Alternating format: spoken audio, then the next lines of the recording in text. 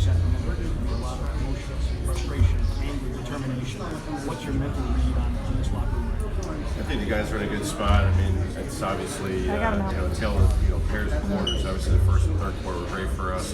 Those fourth quarters when you give yourself a chance to win a ball game, you got to find a way to not to turn over the ball in those those crucial moments. You got to come up with a big time stop or a big time rebound. So it's things that we've been seeing recently that we know we've got to address, and sometimes we do it and we come away with a win. But if we can sustain that learning opportunity and come away with a win, that'd be huge for the group. When you came into this season, you played a 5-out offense, and I think a lot of people say, what about Jonas Valanciunas? I think he's adapted pretty well. What do you see in this game? I mean, a lot of growth. Obviously, it took him time to settle into the offense, but still playing at his strengths. Being an effective roller, a guy that we can post up. And sometimes it's through a play call, through just the random flow of the offense, or his teammates are finding him and him extending the range. Shooting the 3-ball with confidence and shooting with a rim. And then defensively, just being a presence, rebounding, getting super active, blocking some shots, altering shots. You can also see his growth in, the first 2 months of the season. This Clipper team might be one of the most well-rounded basketball teams in the league. What's going to be important for you guys to say? Well, number one, they're one of the best defensive teams in the league.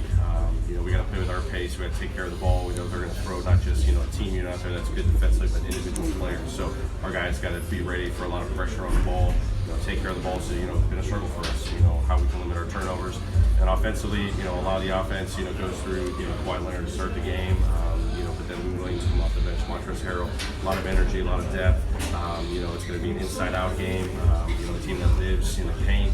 A team that can also shoot it great from the 3-point line. So we know it's another great defensive challenge for us.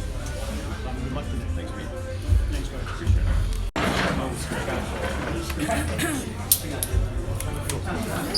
Taylor, Doc talked about how effective Morant has been. Hey, can you talk about how he's been for you guys? What's impressive for him? I mean, I think the most impressive thing with him is he just gets better steadily, game after game, month after month. We knew when he came into the league, we're going to have this dynamic playmaker. Obviously, our offense, we want to be a team that plays at great pace and space. I think he's really embraced that. He's kind of led the charge for us. The assist totals, his, paint finishing, but also now he's starting to shoot the 3-ball a little bit better, close to 40%, 3-point shooter. He's shooting with more confidence, getting better defensively. It's a kid that gets better every single day, and that's what I enjoy about, working with him. Super coachable kid. In a short amount of time, he's learned so much, and now you see, teams are throwing a lot at him. He's probably the top of, opponent scouting reports. He's seeing different coverages throughout any given single game, different matchups. He's having to learn on the fly, and I think from a game-to-game standpoint, he really, dives into, how teams are covering him and how he can be effective, not just as a scorer, but as also a playmaker, and a guy that racks up a lot of assists for us. Was this in line for what your expectations were for him this season, or has he even exceeded? Yeah, I mean, I think he's scratching the surface. For us, we knew he was going to come in and set a tone for us with our pace at least. But to be effective as a scorer as he is, the playmaker, assist totals, obviously a credit to his teammates, playing off of him. And then defensively, how he's grown. Obviously, he's got a long way to go, but I just see this steady improvement. And when we studied him coming out of college, we knew this was a guy that's going to be super hungry, super competitive. He's all about the team and how he can impact winning. We knew he was going to have that approach. See it in 2 months' time. It's great. You talked about building. How a player like that helps you grow as a coach, or is it how does having a really outstanding rookie like that change your own development trajectory? Yeah, for sure. I mean, not just with Ja, but the entire team. I mean, the fact that this team is very coachable. It allows me to learn from my mistakes. The constant dialogue I have one-on-one with players, even Ja. For example, being a point guard, just sort of a floor general out there, someone that sees things, comes to me with ideas about offensive attacks or schemes, or how we can maybe get a bucket, and then other guys come up to me with ideas defensively. I say I'm always willing to engage in conversation with our players. They're the ones out there playing the game, feeling the game. So when you have guys that engage in that dialogue, they enjoy being coached, but then on the reverse, I take their feedback as well. It's awesome. It helps me grow. Y'all don't get to see it, but in our film sessions, when we sit there and we talk about certain situations, obviously, I'm guiding them in certain areas, but also, sit down and say, hey, how do you guys want to handle the situation? What are you guys feeling? What can we all buy into, and go out there and, get that trust from them. It helps us as a coaching staff know that when we got to navigate a lot of different things, to get their feedback. It really helps us all in general. You talked about building that team and family camaraderie in the summertime. How is that coming along? You think? I think it's great. Obviously, as a coaching staff, you can have your imprint on that a lot, but I'm a big believer in letting things organically happen. And I think when our guys came in from day one of training camp, they knew the message from me, what we're all about, competing and being together and getting better every single day. And the guys have just run with it. Their relationships off the court, them going and grabbing dinners together, the vitamins, being in there, supporting each other, watching them work on their individual games. It's just organically happened. It's a credit to our front office, to these guys in the locker room to just want to get better together and play together. Their relationships off the court have really, carried over to the court, which doesn't always happen. So as a coach, I feel blessed to be in this situation. Only in 2.5 months' time, we're laying a foundation, and it always starts with the people. And to know that the group that we have in that locker room is living up to what we expected, and know that we can continue to grow. It's awesome. Have you talked to about the development of Brandon Clarke?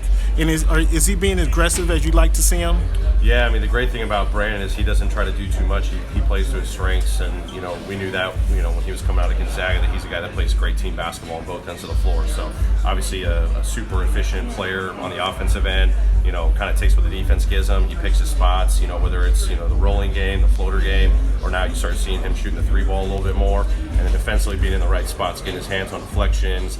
He may not be getting all the blocks in the world, but he comes over in the great rotations. Goes out of his way to get rebounds. He just kind of does it in a team capacity. So his growth's been awesome in the first 2.5 months. We know he's got so much untapped potential, but the fact that he's just an unselfish, competitive player is great to see from a rookie.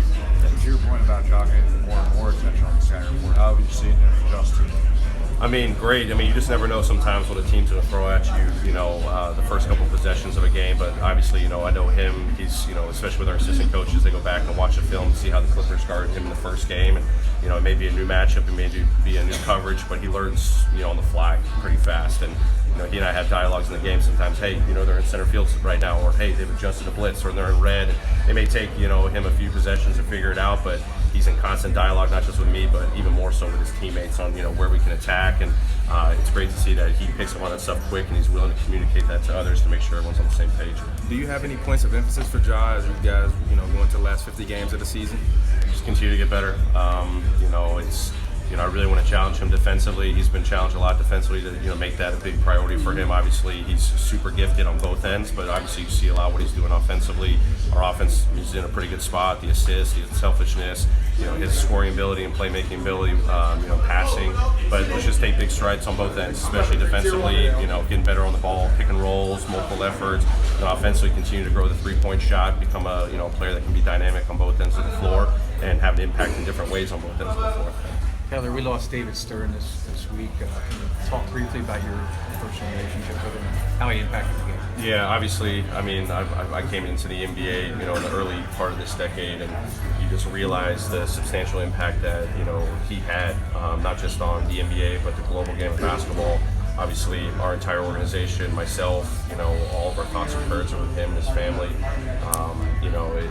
It's a tough loss, but he's made such an impact, not just on the business, but just the people. You see the relationships, so many players and coaches and executives coming out talking about the impacts that he made, on them individually. Obviously, for us as a franchise, the importance of, having the Grizzlies in the city of Memphis and how much he fought for that. Obviously, Martin Luther King Day is coming up in the game that we're going to be able to celebrate on Monday is huge, and he was, a huge leader in creating that game. So he had so much impact in so many different markets, and that's not just in the United States, but then you see obviously my fortunes to do Basketball Without Borders and help knowing that he was big in creating those opportunities. And I started my roots in the D League, which is now the G League, and obviously he was one of the biggest proponents of that and creating this minor league system to give not just players but coaches and officials and executives the opportunities. He built opportunities for so many people, and he did it in an unselfish way. He did it in an aggressive way, but you see the success of the league now in 2020 and what it can be for so much, so many more years. Thanks, Coach. Thank you.